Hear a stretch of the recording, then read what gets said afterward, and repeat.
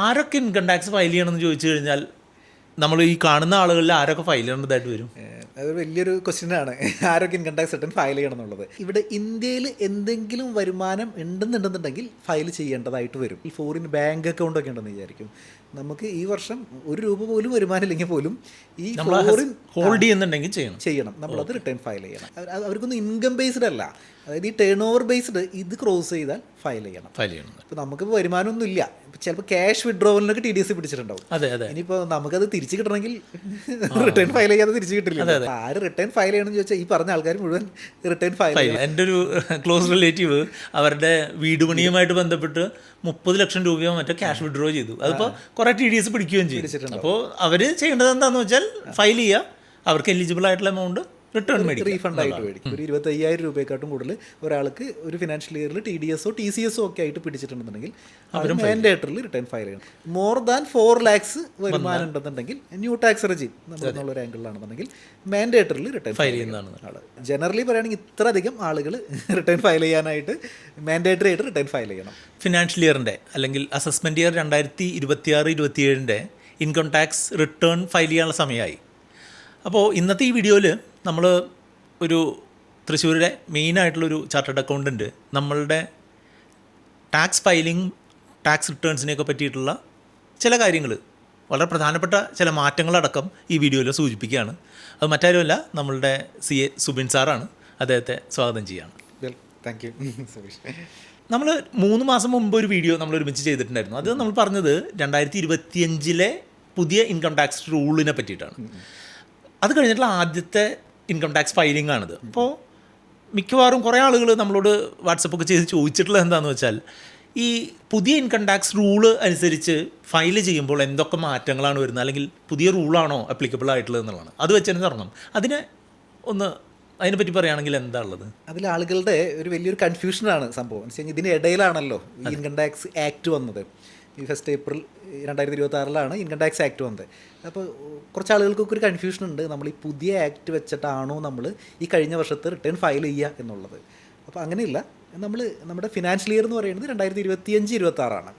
അപ്പോൾ 2025-26 income tax return നമ്മൾ income tax act 1961 ഉണ്ടല്ലോ, നമ്മുടെ പഴയ ആക്ട് വെച്ചിട്ട് തന്നെയാണ് നമ്മൾ ഫയൽ ചെയ്യേണ്ടത്. ഈ വർഷം കൂടെ അങ്ങനെയാണ്. ഈ വർഷം കൂടെ അങ്ങനെ അവസാനത്തെ വർഷമാണ് നമ്മൾ പഴയ ആക്ടിൽ ഫയൽ ചെയ്യുന്നത്. ഇനി അവിടെ നിന്ന് അങ്ങോട്ടുള്ളതാണ് പുതിയ ആക്ടിന്. അതായത് അടുത്ത വർഷം ജൂൺ മാസത്തിലോ അല്ലെങ്കിൽ ജൂലൈ മാസത്തിലോ നമ്മൾ ഫയൽ ചെയ്യുന്നത് പുതിയ ആക്ടിനെ ബേസ് ചെയ്തിട്ടായിരിക്കും. ഓക്കെ. പക്ഷേ കഴിഞ്ഞ വർഷം ഫയൽ ചെയ്യുന്നതും ഈ വർഷം ഫയൽ ചെയ്യുന്നതും തമ്മിൽ എന്തെങ്കിലും ഇൻകം ടാക്സ് ഫയലിങ്ങുമായിട്ട് ബന്ധപ്പെട്ട് എന്തെങ്കിലും വ്യത്യാസങ്ങളോ എന്തെങ്കിലും ശ്രദ്ധിക്കേണ്ട കാര്യങ്ങളുണ്ടോ? ഫോമിൽ ചെറിയ ചില മാറ്റങ്ങളുണ്ട്. ഇപ്പോൾ നമ്മളിപ്പോൾ 25-26 ഫോമിൽ പ്രീവിയസ് ഇയർ ആയിട്ട് 24-25 ഫോമായിട്ട് ചെറിയ ചേഞ്ചസേ വന്നിട്ടുള്ളൂ. പ്രധാനപ്പെട്ട ചേഞ്ചസ് എന്ന് പറയുന്നത്, ഇപ്പോൾ നമ്മൾ ITR 1 ഫയൽ ചെയ്യുകയാണെന്ന് വിചാരിക്കും, ഇപ്പോൾ സാലറിഡ് ആയിട്ടുള്ള ആളുകളൊക്കെ. അപ്പോൾ അവർക്ക് മുമ്പ് എന്ന് പറഞ്ഞു കഴിഞ്ഞാൽ ഒരു ഹൗസ് പ്രോപ്പർട്ടി ഉണ്ടെങ്കിലാണ് നമുക്ക് ITR 1 സെലക്ട് ചെയ്യാനായിട്ട് പറ്റുള്ളൂ. അപ്പോൾ ഈ വർഷം അത് 2 ഹൗസ് പ്രോപ്പർട്ടി ഉണ്ടെങ്കിലും പറ്റും. ഇപ്പോൾ നമ്മളിപ്പോൾ ഒരു വീട് നമ്മൾ വാടകയ്ക്ക് കൊടുത്തേക്കാണ്, ഒരു വീട്ടിൽ നമ്മൾ താമസിക്കുകയാണ്, നമ്മൾ സെൽഫ് ഒക്യുപ്പൈഡ് ആയിട്ട് എടുക്കുകയാണെന്ന് വിചാരിക്കും. അങ്ങനെയാണെങ്കിൽ ITR 1 നമ്മളിപ്പോഴും നമുക്കതിൽ ഫയൽ ചെയ്യാനായിട്ട് പറ്റും. പിന്നെ മുൻപത്തെ പോലെ തന്നെ ഈ 1,25,000 രൂപ വരെയുള്ള ലോങ് ടൈം ക്യാപിറ്റൽ ഗെയിൻ അത് മുന്നും ഉണ്ടായിരുന്നു, ഇപ്പോഴും അതുപോലെ തന്നെയാണ്. ഇനി ITR 4 ഫയൽ ചെയ്യുന്ന ആൾക്കാർക്കും ഈ സെയിം ഇതുണ്ടല്ലോ, 2 ഹൗസ് പ്രോപ്പർട്ടി വരെ നമുക്ക് ITR 4 ഫയൽ ചെയ്യാനായിട്ട് പറ്റും. പിന്നെ ഇപ്പോൾ ബാങ്കിൻ്റെ ബാലൻസ് ഒക്കെ ഉണ്ടല്ലോ, അത് സ്പെസിഫിക്കലി നമ്മൾ ITR 4 മാൻഡേറ്ററി ആയിട്ട് കാണിക്കണം. അങ്ങനെയൊക്കെയുള്ള കാര്യങ്ങൾ കുറച്ച് ചേഞ്ചസേ വന്നിട്ടുള്ളൂ ഫോമുകളിൽ. മേജർ ചേഞ്ചസ് ഒന്നും വന്നിട്ടില്ല. പക്ഷേ അടുത്ത വർഷം നമ്മൾ മേജർ ചേഞ്ചസ് ആന്റിസിപ്പേറ്റ് ചെയ്യുന്നുണ്ടോ? അടുത്ത വർഷം മേജർ ചേഞ്ചസ് വരാൻ ചാൻസ് ഉണ്ട്. കാരണം വെച്ച് കഴിഞ്ഞാൽ പുതിയ ആക്ട് ആണല്ലോ, അപ്പോൾ കംപ്ലീറ്റ് ഒരു ചേഞ്ച് വരാനായിട്ട് സാധ്യതയുണ്ട്. ഓക്കെ. അപ്പോൾ നമ്മുടെ ബേസിക് ക്വസ്റ്റ്യനുകളിലേക്ക് പോകുകയാണെന്നുണ്ടെങ്കിൽ, ഈ ഡേറ്റുകളെ സംബന്ധിച്ച് കഴിഞ്ഞ പ്രാവശ്യമൊക്കെ എല്ലാം ജൂലൈ 31 തീർക്കണം എന്നുള്ളായിരുന്നു. പക്ഷേ ഇപ്പോൾ കാണുന്ന ഇൻകം ടാക്സിൻ്റെ പരസ്യങ്ങളായാലും അങ്ങനെയുള്ള ബാനറുകളിലായാലും ഒക്കെ കാണുന്നത് 3 ഡേറ്റുകൾ കാണുന്നുണ്ട്. 3 അല്ല 4 ഡേറ്റുകൾ ചില സ്ഥലങ്ങളിൽ കാണുന്നുണ്ട്. അതെന്തുകൊണ്ടാണ്, അല്ലെങ്കിൽ അതെന്താണെന്നൊന്ന് പറയാം? അതിൽ നമ്മൾ സാധാരണക്കാരെ സംബന്ധിച്ചിടത്തോളം ഒരൊറ്റ ഡേറ്റിനാണ് ഇമ്പോർട്ടൻസ് ഉള്ളൂ. അതായത് ജൂലൈ 31 എന്ന് പറയുന്ന നമ്മളൊരു ഇൻഡിവിജ്വൽ എന്നുള്ളൊരിതിൽ നമ്മൾ റിട്ടേൺ ഫയൽ ചെയ്യേണ്ട ലാസ്റ്റ് ഡേറ്റ് ജൂലൈ 31 ആണ്. ഇപ്പോൾ സാലറീഡ് ആയിട്ടുള്ള ആളുകൾ, അങ്ങനെയൊക്കെയുള്ള ആളുകൾക്ക്, അതായത് ഓഡിറ്റ് ഇല്ലാത്ത ആളുകൾക്ക് മുൻപ് ജൂലൈ 31 ആയിരുന്നു, ഇപ്പോഴും ജൂലൈ 31 തന്നെയാണ്. പക്ഷേ അതിൽ ചെറിയ ഒരു മാറ്റം വന്നിരിക്കണമെന്ന് പറഞ്ഞാൽ, നമുക്ക് സാലറീഡ് ആയിട്ടുള്ള ആളുകളാണ്, അല്ലെങ്കിൽ ക്യാപിറ്റൽ ഗെയിൻ ഉണ്ടെന്ന് വിചാരിക്കും. അങ്ങനെയാണെങ്കിൽ ജൂലൈ 31 ആണ്. സേ നമുക്ക് എന്തെങ്കിലും ഒരു ബിസിനസ് ഇൻകം ഉണ്ട് എന്ന് വിചാരിക്കും. എന്തെങ്കിലും ഒരു ബിസിനസ് ഇൻകം ഉണ്ട്. ഇപ്പോൾ നമ്മളിപ്പോൾ ബിസിനസ് ഇൻകം എന്നൊക്കെ പറയുകയാണെന്നുണ്ടെങ്കിൽ ഇപ്പോൾ ഫ്യൂച്ചേഴ്സ് ആൻഡ് ഓപ്ഷൻസ് ചെയ്താൽ മതി, അല്ലാതെ ബിസിനസ് ചെയ്യണമെന്നൊന്നുമില്ല. അല്ലെങ്കിൽ ഇപ്പോൾ ഇൻട്രാഡേ ട്രേഡിംഗ് ചെയ്യുന്ന ആൾക്കാർ ബിസിനസ് ഇൻകം ആണ്. അപ്പോൾ ഒരാൾ ഇൻട്രാഡേ അല്ലെങ്കിൽ FNO ഒക്കെ ചെയ്യുകയാണെന്നുണ്ടെങ്കിൽ അവരുടെ റിട്ടേൺ ആഗസ്റ്റ് 31 വരെ പോകാം. അപ്പോൾ അതാണ് സെക്കൻഡ്. ഇപ്പോൾ 2 ഡേറ്റ് ആയി ഇപ്പോൾ. ഇനി മൂന്നാമത്തെ ഡേറ്റ് എന്ന് പറയുന്നത് നമ്മൾ ടാക്സ് ഓഡിറ്റ് ഉള്ള ആളുകളാണെന്ന് വിചാരിക്കും. ബിസിനസ് ചെയ്യാണ് ഓഡിറ്റ് ഉള്ള ആളുകളാണ്. അപ്പോൾ അങ്ങനത്തെ കേസിലാണ് ഈ മൂന്നാമത്തെ ഡേറ്റ് വരുന്നത്. അപ്പോൾ ഓഡിറ്റ് റിപ്പോർട്ടിന്റെ date September 30 income tax return file ചെയ്യുന്നത് ഒക്ടോബറിലുമാണ്. അതുകൊണ്ടാണ് ഈ 4 ഡേറ്റ് കാണിക്കുന്നത്. ഇനി 4 ഡേറ്റിൽ വേറൊരു പ്രത്യേകത എന്ന് വെച്ച് കഴിഞ്ഞാൽ ചിലപ്പോൾ ഈ ഇൻ്റർനാഷണൽ ട്രാൻസാക്ഷനൊക്കെ ഉള്ള ആളുകൾക്ക് ഒരു ട്രാൻസ്ഫർ പ്രൈസിങ് എന്ന് പറഞ്ഞിട്ടൊരു കാറ്റഗറി ഉണ്ട്. അപ്പോൾ അവർക്ക് ഇനി നവംബർ വരെ പോവാം. അതാണ് ഈ 4. അപ്പോൾ 4ാമത്തെ ഡേറ്റ് അങ്ങനെ അത്ര കോമൺലി ആളുകൾക്ക് അപ്ലിക്കബിൾ ആയിട്ടുള്ളൊരു കേസല്ല. അതായത് നമ്മളുടെ മെയിനായിട്ടുള്ള എല്ലാവരും ഈ ജൂലൈ 31 എന്ന് തന്നെയാണ് മിക്കവാറും വേണ്ടി വരിക. പക്ഷെ അതല്ല, നിങ്ങൾ ഇൻട്രാഡേ ഒക്കെ ചെയ്യുന്ന ആളാണെന്നുണ്ടെങ്കിൽ നിങ്ങൾക്ക് ഓഗസ്റ്റ് 31 വരെയുള്ള ഇതുണ്ട്. പിന്നെ വളരെ ചുരുക്കം ഓപ്ഷൻസ് ട്രേഡിംഗ് ഒക്കെ വലിയ വോള്യത്തിൽ ചെയ്യുന്ന ആളുകൾക്കാണെന്നുണ്ടെങ്കിൽ അടുത്ത ഡേറ്റിലേക്ക് സെപ്റ്റംബർ ഒക്ടോബർ വരെയൊക്കെ പോകാനായിട്ട് സാധിക്കുന്നു. വളരെ ബേസിക് ആയിട്ടുള്ള അടുത്തൊരു ക്വസ്റ്റ്യൻ എന്ന് പറഞ്ഞിട്ടുണ്ടെങ്കിൽ ആരൊക്കെ ഇൻകം ടാക്സ് ഫയൽ ചെയ്യണമെന്ന് ചോദിച്ചു കഴിഞ്ഞാൽ നമ്മൾ ഈ കാണുന്ന ആളുകളിൽ ആരൊക്കെ ഫയൽ ചെയ്യേണ്ടതായിട്ട് വരും? അത് വലിയൊരു ക്വസ്റ്റ്യനാണ്, ആരൊക്കെ ഇൻകം ടാക്സ് റിട്ടേൺ ഫയൽ ചെയ്യണം എന്നുള്ളത്. ശരിക്കും നമ്മൾ ഇൻകം ടാക്സ് ആക്ടിൽ പറയുന്നത് ഒരാളുടെ വരുമാനം 4 ലക്ഷം രൂപയെക്കാട്ടും കൂടുതലാണെന്നുണ്ടെങ്കിൽ ഫയൽ ചെയ്യും. അതാണ് സാധാരണ നമ്മൾ എപ്പോഴും കണ്ടുവരുന്ന ഒരു കാര്യം അതാണ്. പിന്നെ ഇൻകം ടാക്സ് നമ്മൾ ആക്ടിൽ തന്നെ കുറച്ച് കണ്ടീഷൻസ് വേറെ പറയുന്നുണ്ട്. ഇപ്പോൾ നിങ്ങൾക്ക് വരുമാനമൊന്നും ഇല്ല എന്നിരുന്നാൽ തന്നെ ഈ കണ്ടീഷൻസിൽ ഏതെങ്കിലും പെടുകയാണെന്നുണ്ടെന്നുണ്ടെങ്കിൽ അപ്പോഴും ഫയൽ ചെയ്യണം. വേറൊരു എക്സാമ്പിൾ ഉള്ളതെന്ന് പറയുന്നത് ഇപ്പോൾ നമ്മുടെ ഇലക്ട്രിസിറ്റി ബില്ല് ഉണ്ടല്ലോ, അതൊരു മോർ ദാൻ 1 lakh വരികയാണെന്ന് വിചാരിക്കും. അങ്ങനെയാണെന്നുണ്ടെങ്കിൽ അവിടെ ആൾ mandatorily income tax return file ചെയ്യണം. പിന്നെ അടുത്ത മാറ്റർ എന്ന് വെച്ച് കഴിഞ്ഞാൽ ഇപ്പോൾ നമുക്കിപ്പോൾ ഒരു കറണ്ട് അക്കൗണ്ട് ഉണ്ട്, അപ്പോൾ അതിൽ ക്യാഷ് ഡെപ്പോസിറ്റ് ഒക്കെ ഒരു 1 crore അടുത്ത് വരികയാണ്. ഇപ്പോൾ സേവിങ്സ് ബാങ്ക് അക്കൗണ്ട് ഉണ്ട്, അപ്പോൾ ഒരു 50 lakhs ഒക്കെ ഡെപ്പോസിറ്റ് വരികയാണ്. അപ്പോൾ ഇങ്ങനെയൊക്കെ ആണെങ്കിൽ പോലും നമുക്ക് ഈ വരുമാനം ഇല്ലെങ്കിലും നമ്മൾ റിട്ടേൺ ഫയൽ ചെയ്യണം. പിന്നെ നമ്മൾ ഫോറിൻ ട്രാവൽ നടത്തിയിട്ടുണ്ടെന്ന് വിചാരിക്കും, ഇപ്പോൾ 2 lakhs rupees നമ്മൾ ചിലവാക്കിയിട്ട് ഫോറിൻ ട്രാവൽ നടത്തിയിട്ടുണ്ടെങ്കിൽ നമ്മൾ റിട്ടേൺ ഫയൽ ചെയ്യണം. പിന്നെ ഒരു മാറ്റർ എന്ന് പറയുന്നത് വെച്ച് കഴിഞ്ഞാൽ നമുക്ക് ഫോറിൻ അസറ്റ്സ് ഉണ്ട് അല്ലെങ്കിൽ ഫോറിൻ ബാങ്ക് അക്കൗണ്ട് ഒക്കെ ഉണ്ടെന്ന് വിചാരിക്കും. നമുക്ക് ഈ വർഷം 1 രൂപ പോലും വരുമാനം ഇല്ലെങ്കിൽ പോലും ഈ ഫോറിൻ ഹോൾഡ് ചെയ്യുന്നുണ്ടെങ്കിൽ ചെയ്യണം, നമ്മളത് റിട്ടേൺ ഫയൽ ചെയ്യണം. ഇപ്പോൾ ഫോറിൻ അസറ്റ്സ് എന്ന് പറഞ്ഞിട്ടുണ്ടെങ്കിൽ ഇപ്പോൾ US സ്റ്റോക്കുകളായാലും അങ്ങനെ അതെല്ലാം ഇൻക്ലൂഡഡ് ആണ്. അപ്പോൾ അങ്ങനെയൊക്കെയുള്ള ഇതുകൾ ഉണ്ടെന്നുണ്ടെങ്കിൽ നമുക്ക് ഹോൾഡിംഗ് ഉണ്ടായാൽ മതി, നമ്മൾ റിട്ടേൺ ഫയൽ ചെയ്യണം. അപ്പോൾ ഇങ്ങനെയുള്ള ഒരുപാട് കാറ്റഗറികൾ വരുന്നുണ്ട്. അപ്പോൾ ഇങ്ങനെ വെച്ച് നോക്കുകയാണെന്നുണ്ടെങ്കിൽ അതുപോലെ തന്നെ നമ്മളിപ്പോൾ നമ്മുടെ TDS പിടിച്ചിട്ടുണ്ടെന്ന് വിചാരിക്കും. ഇപ്പോൾ 25,000 രൂപയെക്കാട്ടും കൂടുതൽ ഒരാൾക്ക് ഒരു ഫിനാൻഷ്യൽ ഇയറിൽ TDS TCS ഒക്കെ ആയിട്ട് പിടിച്ചിട്ടുണ്ടെന്നുണ്ടെങ്കിൽ അവർ മാൻഡേറ്ററിൽ റിട്ടേൺ ഫയൽ ചെയ്യണം. സീനിയർ സിറ്റിസൺ ആണെങ്കിൽ 50,000 ആണ് ലിമിറ്റ് വരുന്നത്. അപ്പോൾ പിന്നെ വേറൊരു മാറ്റർ ഉള്ളതെന്ന് പറഞ്ഞാൽ ഇപ്പോൾ നമുക്ക് വരുമാനമൊന്നും ഇല്ല, ചിലപ്പോൾ ക്യാഷ് വിഡ്രോവലിനൊക്കെ TDS പിടിച്ചിട്ടുണ്ടാവും. ഇനിയിപ്പോൾ നമുക്കത് തിരിച്ച് കിട്ടണമെങ്കിൽ റിട്ടേൺ ഫയൽ ചെയ്യാതെ തിരിച്ച് കിട്ടില്ല. അതെ, എൻ്റെ ഒരു ക്ലോസ് റിലേറ്റീവ് അവരുടെ വീട് പണിയുമായിട്ട് ബന്ധപ്പെട്ട് 30 ലക്ഷം രൂപയോ മറ്റോ ക്യാഷ് വിഡ്രോ ചെയ്തു. അതിപ്പോൾ കുറേ TDS പിടിക്കുകയും ചെയ്തു. അപ്പോൾ അവർ ചെയ്യേണ്ടത് എന്താണെന്ന് വെച്ചാൽ ഫയൽ ചെയ്യുക, അവർക്ക് എലിജിബിൾ ആയിട്ടുള്ള എമൗണ്ട് റിട്ടേൺ റീഫണ്ട് ആയിട്ട് മേടിക്കാം. അപ്പോൾ ഇങ്ങനെ അപ്പോൾ നമ്മൾ ആര് റിട്ടേൺ ഫയൽ ചെയ്യണമെന്ന് ചോദിച്ചാൽ ഈ പറഞ്ഞ ആൾക്കാർ മുഴുവൻ റിട്ടേൺ ഫയൽ ചെയ്യണം. പിന്നെ ഇപ്പോൾ ബിസിനസ് ഓർ പ്രൊഫഷണൽ ഉള്ള ആളുകളാണെന്നുണ്ടെങ്കിൽ അവരുടെ ടേൺ ഓവർ 60 ലക്ഷത്തിലും കൂടുതലാണ് എന്നുണ്ടെങ്കിൽ ബിസിനസ്സുകാർ, അങ്ങനെയാണെങ്കിൽ അവർ മാൻഡേറ്ററി ചെയ്യണം. അതുപോലെ തന്നെ പ്രൊഫഷൻ ഹോൾഡ് ചെയ്യുന്ന ആളുകളാണെങ്കിൽ 10 lakhs മേലെയാണെന്നുണ്ടെങ്കിൽ അവർക്കൊന്നും ഇൻകം ബേസ്ഡ് അല്ല, അതായത് ഈ ടേൺ ഓവർ ബേസ്ഡ് ഇത് ക്രോസ് ചെയ്താൽ ഫയൽ ചെയ്യണം. അപ്പോൾ ഇങ്ങനെയാണ് ജനറലി പറയുകയാണെങ്കിൽ ഇത്ര അധികം ആളുകൾ റിട്ടേൺ ഫയൽ ചെയ്യാനായിട്ട് മാൻഡേറ്ററി ആയിട്ട് റിട്ടേൺ ഫയൽ ചെയ്യണം. പിന്നെ നമ്മളുടെ കുറേ സബ്സ്ക്രൈബേഴ്സ് NRIകളായിട്ടുള്ള ആളുകളുണ്ട്. പക്ഷേ കുറേ ആളുകൾക്കൊക്കെ അവയർനെസ് ഉണ്ട്, പക്ഷേ NRIക്ക് വിദേശത്തെ ടാക്സ് ഇല്ലല്ലോ, പിന്നെ എന്തിനാ ഞാൻ ഇവിടെ ടാക്സ് ഫയൽ ചെയ്യുന്നതെന്ന് ചോദിക്കുന്നവരുണ്ട്. അങ്ങനെയുള്ള ആളുകളോട് ഇപ്പോൾ NRIകൾ ഇന്ത്യൻ ഇൻകം ടാക്സ് ഫയൽ ചെയ്യണോ എന്ന് ചോദിച്ചു കഴിഞ്ഞാൽ അതിൽ ഇവിടെ ഇന്ത്യയിൽ എന്തെങ്കിലും വരുമാനം ഉണ്ടെന്നുണ്ടെന്നുണ്ടെങ്കിൽ ഫയൽ ചെയ്യേണ്ടതായിട്ട് വരും. ഫോർ എക്സാമ്പിൾ ഇപ്പോൾ അവർ ഇപ്പോൾ NRI ആണെന്ന് വിചാരിക്കും, അപ്പോൾ അവർ ഒരു ക്യാപിറ്റൽ ഗെയിൻ വരാണ്, ഷോർട്ട് ടൈം ക്യാപിറ്റൽ ഗെയിൻ വരാണെന്ന് വിചാരിക്കും. ചിലപ്പോൾ ആകെ 10,000 രൂപയാണ് ചിലപ്പോൾ ഉണ്ടാവുള്ളൂ ഷോർട്ട് ടൈം ക്യാപിറ്റൽ ഗെയിൻ. അപ്പോൾ ഇതിന് എന്താ മാറ്റർ എന്ന് വെച്ച് കഴിഞ്ഞാൽ ഇതിന് ബേസിക് എക്സംഷൻ കിട്ടില്ല.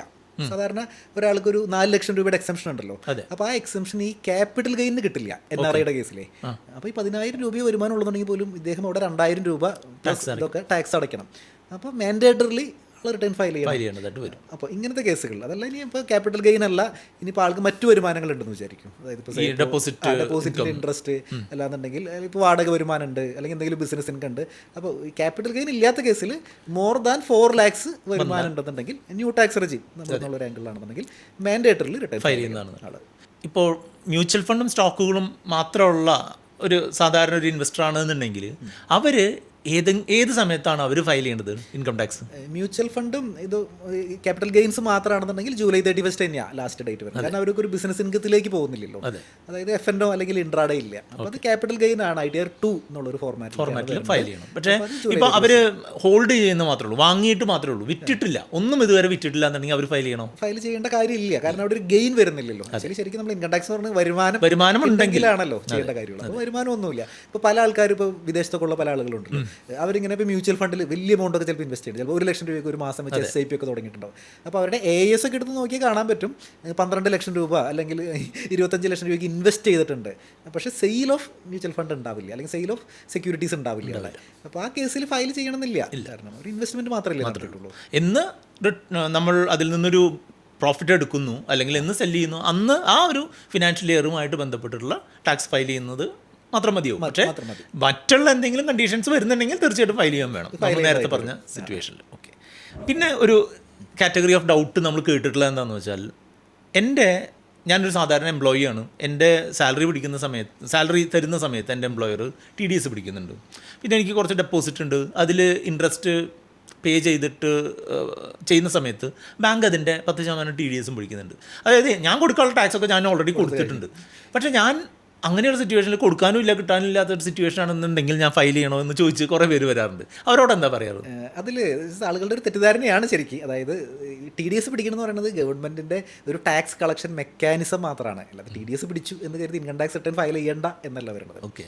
അപ്പോൾ നമ്മൾ ആദ്യം നോക്കേണ്ടത് നമ്മുടെ TDS ഒക്കെ പിടിച്ചിട്ടുണ്ട്, പക്ഷേ നമുക്കൊരു 4 lakhs മേലെ ഇൻകം ഉണ്ട്, അല്ലെങ്കിൽ എബവ് 25,000 മേലെ TDS പിടിച്ചിട്ടുണ്ടെന്നുണ്ടെങ്കിൽ, ഈ 2 സെനാരിയോയിൽ ഏതാണോ വരുന്നത് അതുണ്ടെന്നുണ്ടെന്നുണ്ടെങ്കിൽ മാൻഡേറ്ററിലി ഫയൽ ചെയ്യണം. ഇപ്പോൾ ഇൻ കേസ് നമ്മൾ ഈ കുറേ കണ്ടീഷൻസ് ഒക്കെ പറഞ്ഞു, ഇന്ന ആൾക്കാരൊക്കെ ഫയൽ ചെയ്യണം, ഇന്ന ഇൻകം ലെവലിലുള്ളവർ ഫയൽ ചെയ്യണം, അല്ലെങ്കിൽ ഇത്ര വേറൊരു ഇൻകം ഇങ്ങനെ വന്നാൽ ഫയൽ ചെയ്യണം, ഇതെല്ലാം നമ്മൾ കേട്ടു. പക്ഷേ ഞാൻ ഫയൽ ചെയ്തില്ല, എന്താ സംഭവിക്കാം? ഫയൽ ചെയ്തില്ല എന്നുണ്ടെങ്കിൽ സംഭവിക്കാൻ പോകുന്ന കേസുകൾ എന്ന് പറയുന്നത്, ഫയൽ ചെയ്യാനൊക്കെ ഉള്ളൊരു ടൈം ഫ്രെയിം ഉണ്ടല്ലോ. ഓക്കെ. അപ്പോൾ അത് കഴിയുമ്പോൾ ഇൻകം ടാക്സ് ഡിപ്പാർട്ട്മെൻറ്റ് ഇവരൊക്കെ ഇങ്ങനെ ഒന്ന് ഫിൽട്ടർ ചെയ്യും. ഓക്കെ. ഇപ്പോൾ ഒരാൾക്ക് TDS പിടിച്ചിട്ടുണ്ട്, ഇപ്പോൾ ഒരു 50,000 രൂപ TDS പിടിച്ചിട്ടുണ്ട്. അപ്പോൾ ഇദ്ദേഹം ഫയൽ ചെയ്തില്ല. അപ്പോൾ ഡിപ്പാർട്ട്മെൻറ്റിന് അറിയാലോ.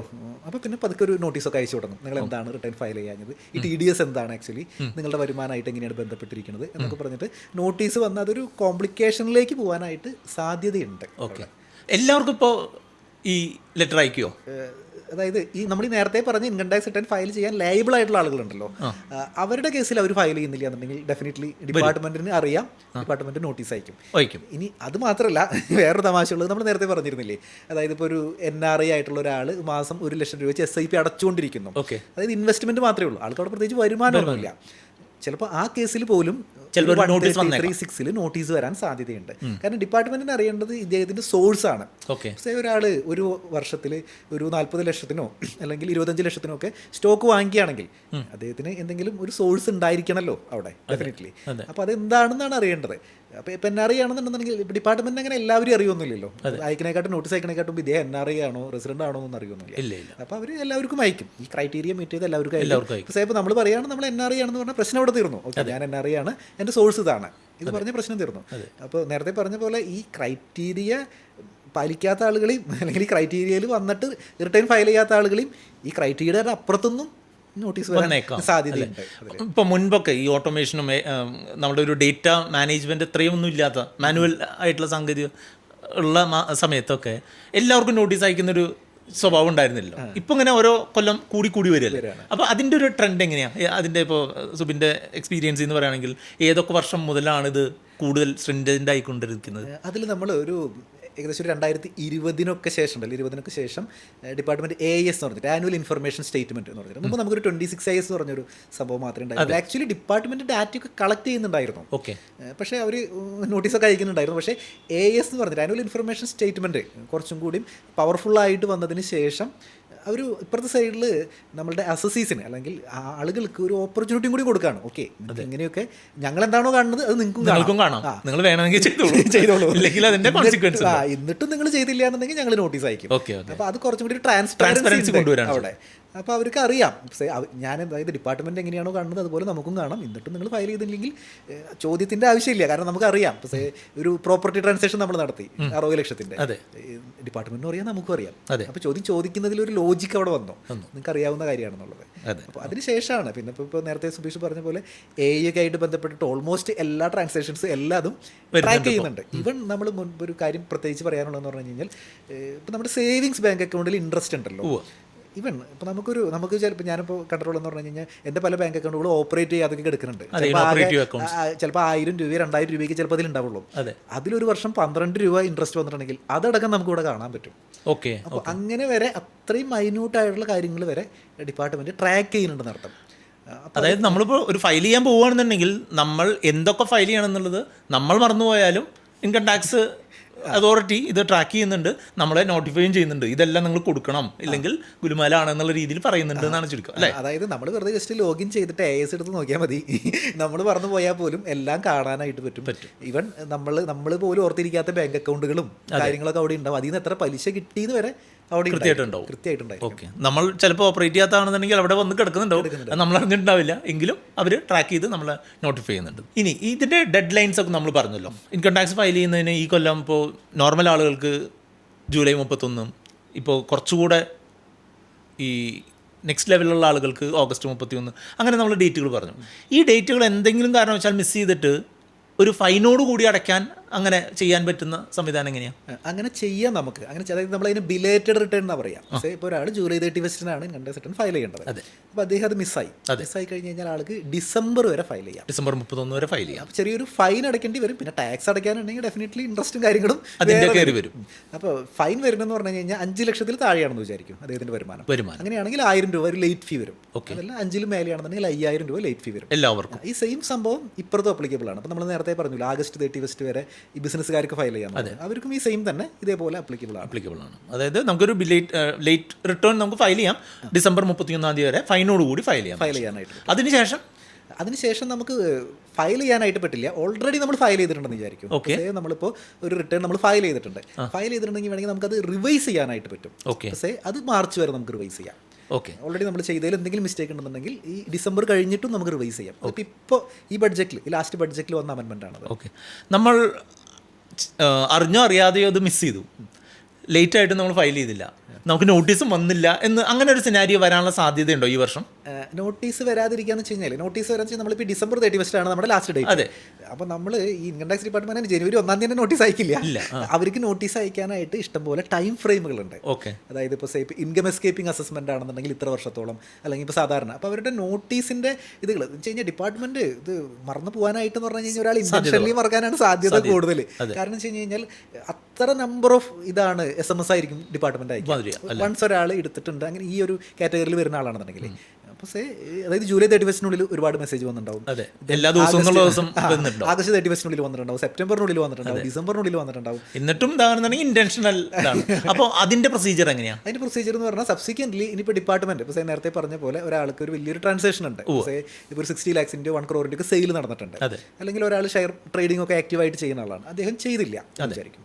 അങ്ങനെയാണെന്നുണ്ടെങ്കിൽ പതുക്കെ ഈ ഡേറ്റ് ഒക്കെ കഴിഞ്ഞതിന് ശേഷം ഡിപ്പാർട്ട്മെൻറ്റ് ഇങ്ങനെ ഓരോ നോട്ടീസുകളായിട്ട് ഇട്ട് തുടങ്ങും. ഇപ്പോൾ പഴയ ആക്ട് ആണെങ്കിൽ 133(6) എന്ന് പറഞ്ഞിട്ട് ഒരു ഇൻഫർമേഷൻ ഗ്യാതറിങ്ങിൻ്റെ ഭാഗമായിട്ട് ഒരു ഇഷ്യൂ ലെറ്റർ അയക്കും. നിങ്ങൾക്ക് ഇങ്ങനെയൊക്കെയുള്ള സംഭവങ്ങൾ കാണുന്നുണ്ട്, നിങ്ങൾ ഫയൽ ചെയ്യാൻ വിട്ടുപോയതാണോ എന്ന് ചോദിച്ചിട്ട് ഒരു മെസ്സേജ് അയക്കും. അപ്പോഴും വേണമെങ്കിൽ നമുക്ക് റിട്ടേൺ ഫയൽ ചെയ്യാം. അത് വേറൊരു തരത്തിൽ ഒരു അപ്ഡേറ്റഡ് റിട്ടേൺ എന്ന് പറഞ്ഞിട്ട് ഫയൽ ചെയ്യാം. അതായത് നമുക്ക് പക്ഷേ അതിലൊരു മാറ്റർ എന്ന് വെച്ചാൽ നമുക്ക് എന്തെങ്കിലും ടാക്സ് അടയ്ക്കാനുണ്ടെങ്കിലേ ഫയൽ ചെയ്യാൻ പറ്റുള്ളൂ. പക്ഷേ ഇപ്പോൾ ഒരാൾ വലിയ ഹ്യൂജ് ട്രാൻസാക്ഷനൊക്കെ നടത്തിയെന്ന് വിചാരിക്കും, പക്ഷേ അദ്ദേഹത്തിന് ലോസ് ആണെന്ന് വിചാരിക്കും, അപ്പോൾ പിന്നെ ടാക്സ് അടയ്ക്കാനില്ലല്ലോ. അപ്പോൾ ആ കേസിൽ പക്ഷേ ഹ്യൂജ് ട്രാൻസാക്ഷനൊക്കെ നടത്തി, ഇപ്പോൾ സ്റ്റോക്ക് മാർക്കറ്റിൽ അല്ലെങ്കിൽ ഓപ്ഷൻസ് ട്രേഡിംഗ് ഒക്കെ നടത്തി 8 നിലയിൽ പൊട്ടി ഇരിക്കുകയാണെന്ന് വിചാരിക്കും. അപ്പോൾ ലക്ഷക്കണക്കിന് രൂപയുടെ നഷ്ടമൊക്കെ ഉണ്ടായി. എന്നിരുന്നാൽ പോലും ഡിപ്പാർട്ട്മെൻറ്റ് ചിലപ്പോൾ നോട്ടീസ് അയക്കും. അപ്പോൾ ആ സിറ്റുവേഷനിൽ ചിലപ്പോൾ ഇദ്ദേഹത്തിന് ഈ അപ്ഡേറ്റഡ് റിട്ടേൺ ഫയൽ ചെയ്യാനായിട്ട് പറ്റില്ല. ടാക്സ് അടയ്ക്കാൻ ഉണ്ടെങ്കിലേ ഫയൽ ചെയ്യാൻ പറ്റുള്ളൂ. അപ്പോൾ അയാൾ അടയ്ക്കാതെ അങ്ങ് മുന്നോട്ട് പോകേണ്ടി വരുമോ? അല്ല, അപ്പോൾ അയാൾക്ക് വേണമെന്നുണ്ടെങ്കിൽ അയാളുടെ സ്റ്റാൻഡ് വേണമെന്നുണ്ടെങ്കിൽ പറയാം. ഇപ്പോൾ എൻ്റെ P&L അയച്ചു കൊടുത്തിട്ടെ, നേരിട്ടോ അല്ലെങ്കിൽ ഒരു ബൈ മെയിൽ അല്ലെങ്കിൽ അയച്ചു കൊടുത്തിട്ട് എൻ്റെ സ്റ്റാൻഡ് ഇങ്ങനെയാണ്, അതായത് ഇതുകൊണ്ടാണ് റിട്ടേൺ ഫയൽ ചെയ്യുന്നത്. ഇപ്പോൾ നേരെ മറിച്ച് ഒരു പ്രോപ്പർട്ടി ട്രാൻസാക്ഷൻ നടത്തിയേക്കണമെന്ന് വിചാരിക്കും ഒരാൾ. അപ്പോൾ ഡെഫിനറ്റ്ലി അവിടെ ക്യാപിറ്റൽ ഗെയിൻ ഉണ്ടാവും, ടാക്സ് അടയ്ക്കാനുണ്ടാവും. ആ സിറ്റുവേഷനിൽ ഇദ്ദേഹത്തിന് എന്ത് ചെയ്യാം, ഇദ്ദേഹത്തിന് ഇപ്പോൾ ഡിപ്പാർട്ട്മെൻറ്റ് നോട്ടീസ് അയക്കുന്നത് നിങ്ങളൊരു അപ്ഡേറ്റഡ് റിട്ടേൺ ഫയൽ ചെയ്യണം എന്ന് പറഞ്ഞിട്ടാണ്. അപ്പോൾ അപ്ഡേറ്റഡ് റിട്ടേൺ എന്ത് ചെയ്യാം, അപ്പോഴും ഫയൽ ചെയ്യാം. ഞാൻ നേരത്തെ പറഞ്ഞത് നമ്മൾ ആ ഒരു സീക്വൻസ് കണ്ടിന്യൂ ചെയ്യണമെന്നുണ്ടെങ്കിൽ ഒരാൾ വിട്ടുപോയി ഡിസംബർ കഴിഞ്ഞാലും ഫയൽ ചെയ്യാൻ പറ്റുമെന്ന് ചോദിച്ചില്ല, ഫയൽ ചെയ്യാം പ്രൊവൈഡഡ് അയാൾക്കൊരു ടാക്സ് ലയബിലിറ്റി ഉണ്ടെങ്കിൽ മാത്രം. അതായത് റീഫണ്ട് ഒക്കെ ആണെങ്കിൽ അതൊന്നും കിട്ടില്ല, അതെല്ലാം നോർമൽ ഡേയ്സിൽ കഴിഞ്ഞു. അപ്ഡേറ്റഡ് റിട്ടേണും സ്കോപ്പ് ഉണ്ട്. ഓക്കെ, ഇനി ഇപ്പോൾ എങ്ങനെയാണ് ഫയൽ ചെയ്യാന്ന് ചോദിച്ചു കഴിഞ്ഞിട്ടുണ്ടെങ്കിൽ ആളുകൾക്ക് കുറേ ഓപ്ഷനുകളുണ്ട്. ഇപ്പോൾ എൻ്റെ ഒരു എക്സ്പീരിയൻസിൽ നിന്നും അനുഭവത്തിൽ നിന്നും ഞാൻ മനസ്സിലാക്കുന്നത് എന്താണെന്ന് വെച്ചാൽ ഫസ്റ്റ് ടൈമിൽ തന്നെ കൃത്യമായിട്ട് ഫയൽ ചെയ്യുന്നതാണ് എന്തുകൊണ്ടും നല്ലത്, അല്ലേ? ഇപ്പോൾ നോർമലായിട്ടുള്ള രീതിയിൽ എങ്ങനെയൊക്കെയാണ് നമുക്ക് ഫയൽ ചെയ്യാനായിട്ട് പറ്റുക? സാധാരണ നമുക്ക് ഇപ്പോൾ ITR 1 ഇപ്പോൾ സാധാരണ നമ്മളിപ്പോൾ സാലറീഡ് ആയിട്ടുള്ള ആളുകൾക്ക് ചെയ്യുകയാണെന്നുണ്ടെങ്കിൽ ഒരു സിമ്പിൾ മെത്തേഡ് എന്ന് പറയുന്നത് ഡിപ്പാർട്ട്മെൻറ്റിൻ്റെ തന്നെ ഓൺലൈൻ യൂട്ടിലിറ്റി ഉണ്ട്. നമ്മൾ ലോഗിൻ ചെയ്തിട്ട് നമുക്ക് ഓൺലൈനായിട്ട് ലൈവായിട്ട് നമുക്ക് ITR 1 സെലക്ട് ചെയ്തിട്ട് ചെയ്ത് പോകാം. അതാണ് ഒരു ഓപ്ഷൻ 1 എന്ന് പറയുന്നത്. ഓപ്ഷൻ 2 എന്ന് പറയുന്നത് ഡിപ്പാർട്ട്മെൻറ്റിൻ്റെ തന്നെ ഓഫ്ലൈൻ യൂട്ടിലിറ്റികളുണ്ട്. അതായത് ഇപ്പോൾ നമുക്കിപ്പോൾ എക്സലോ അല്ലാന്നുണ്ടെങ്കിൽ ഇപ്പോൾ ജാവ അതേപോലെയുള്ള പ്രോഗ്രാമുകൾ വെച്ചിട്ട് ഉള്ള നമ്മൾ ആ ഒരു യൂട്ടിലിറ്റി ഡൗൺലോഡ് ചെയ്യേണ്ടതായിട്ട് വരും. എന്നിട്ട് നമുക്ക് നമ്മുടെ സൗകര്യത്തിന് ഇരുന്നിട്ട് ചെയ്തിട്ട് അതിൽ നിന്ന് എന്ത് ചെയ്യാം, നമുക്കൊരു XML ഫയലോ JSON ഫയലോ നമ്മൾ ജനറേറ്റ് ചെയ്തിട്ട് അത് അപ്ലോഡ് ചെയ്യാം. അപ്പോൾ അങ്ങനെയും ചെയ്യാം. പിന്നെ അടുത്ത ഓപ്ഷൻ എന്ന് പറയുന്നത് ഇതല്ലാതെ തേർഡ് പാർട്ടി സോഫ്റ്റ്വെയറുകൾ ഉണ്ടായിരിക്കും. ഒരുപാട് സോഫ്റ്റ്വെയറുകളുണ്ട്. അതൊക്കെ എനിക്ക് തോന്നുന്നത് അങ്ങനെ പ്രൊഫഷണൽസ് ഒക്കെയാണ്, ടാക്സ് പ്രാക്ടീസ് ചെയ്യുന്ന ആളുകളൊക്കെയാണ് അങ്ങനെ സോഫ്റ്റ്വെയറുകളൊക്കെ യൂസ് ചെയ്യുന്നുള്ളൂ. അപ്പോൾ ഇങ്ങനെ 3 പ്ലാറ്റ്ഫോമുകളുണ്ട് നമുക്ക് ചെയ്യാനായിട്ട്. ഈ ടാക്സ് ഫയൽ ചെയ്യുമ്പോഴാണോ അല്ലെങ്കിൽ ടാക്സ് നമ്മൾ പ്ലാൻ ചെയ്യുമ്പോഴാണോ ഈ ഓൾഡ് റെജീമിൻ്റെയും ന്യൂ റെജീമിൻ്റെയും ഒരു ഇമ്പോർട്ടൻസ് ഉള്ളത്? നമ്മളത് ടാക്സ് പ്ലാൻ ചെയ്യുമ്പോൾ തന്നെയാണ് ആക്ച്വലി വരുന്നത്. പക്ഷെ അതിൽ സത്യാവസ്ഥ നമ്മൾ പറയുകയാണെന്നുണ്ടെങ്കിൽ ഒരു 99.9% ആളുകൾക്കും ഇപ്പോൾ ടാക്സ് പ്ലാനിങ്ങിൻ്റെ ആവശ്യമില്ല എന്ന് പറയുകയാണെന്നുണ്ടെങ്കിൽ 99.9% നമ്മൾ എങ്ങനെ കൂട്ടിയും കുറച്ചും നോക്കിയാലും ന്യൂ ടാക്സ് റെജീം ആയിരിക്കും ബെനിഫിഷ്യൽ ആയിട്ടുള്ളത്. ഇപ്പോൾ ഞാൻ ഇപ്പോൾ സിമ്പിളായിട്ട് പറയുകയാണെന്നുണ്ടെങ്കിൽ കഴിഞ്ഞ ഫിനാൻഷ്യൽ ഇയറിൽ നമ്മൾ റിട്ടേൺ ഫയൽ ചെയ്യാൻ പോകുകയാണെങ്കിൽ ന്യൂ ടാക്സ് റെജീം ഒപ്റ്റ് ചെയ്യുന്ന ആൾക്കുണ്ടല്ലോ, ഇപ്പോൾ സാലറിഡ് ആയിട്ടുള്ള ആളാണെന്നുണ്ടെങ്കിൽ 12,75,000 രൂപ വരെ, 12,75,000 സ്റ്റാൻഡേർഡ് ഡിഡക്ഷൻ അടക്കം 12,75,000 ആണ് ഒരാളുടെ സാലറി എന്ന് വിചാരിക്കും. വേറെ ഒരു വരുമാനം ഇല്ല എന്നുണ്ടെങ്കിൽ ഇയാൾ ₹1 പോലും ടാക്സ് അടയ്ക്കേണ്ട. നേരെ മറിച്ച് ഇയാൾ ഓൾഡ് ടാക്സ് റെജീം ഒപ്റ്റ് ചെയ്യുകയാണെന്ന് വിചാരിക്കും. അപ്പോൾ അങ്ങനെയാണെന്നുണ്ടെങ്കിൽ അതായത് 5 ലക്ഷം ആയിരുന്നു, 12,75,000 എത്തണ്ടേ എന്ന് പറഞ്ഞു കഴിഞ്ഞാൽ 7,75,000 രൂപയുടെ അവിടെ സ്റ്റാൻഡേർഡ് ഡിഡക്ഷൻ 50,000 രൂപയാണ്. അപ്പോൾ 7,25,000 രൂപ വരെ ഡിഡക്ഷൻ ആൾക്ക് വേണം. എന്നാലാണ് ഈ 5 ലക്ഷത്തിൽ താഴെ കൊണ്ടുവരാൻ പറ്റുള്ളൂ. ആർക്കാണ് ഈ 7,25,000 രൂപ ഡിഡക്ഷൻ ഉണ്ടാവുക? അപ്പോൾ ഗവൺമെന്റിന്റെ ഒരു ഇന്റൻഷൻ തന്നെ എല്ലാവരും ന്യൂ ടാക്സ് റെജീം ഒപ്റ്റ് ചെയ്യണം എന്നുള്ളതാണ്.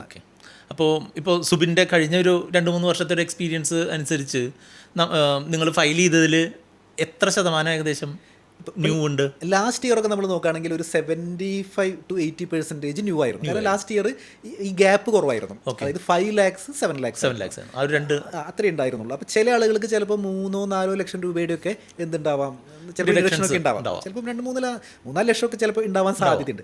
എന്നിരുന്നാൽ പോലും അതും വളരെ റയറാണ്. അപ്പോൾ ഈ 3-4 ലക്ഷം രൂപയ്ക്ക് ഡിഡക്ഷനുള്ള ആളുകൾ എന്ത് ചെയ്തു, ഓൾഡ് ടാക്സ് ഫയൽ ചെയ്തു. പക്ഷേ ഈ ഫിനാൻഷ്യൽ ഇയർ തൊട്ട് ഈ ഇയർ തൊട്ട് എനിക്ക് തോന്നുന്നത് ഒരു 99.9% ആളുകളും മിക്കവാറും എല്ലാവരും ന്യൂവിൽ തന്നെ ഫയൽ ചെയ്യുന്നുണ്ടാവും.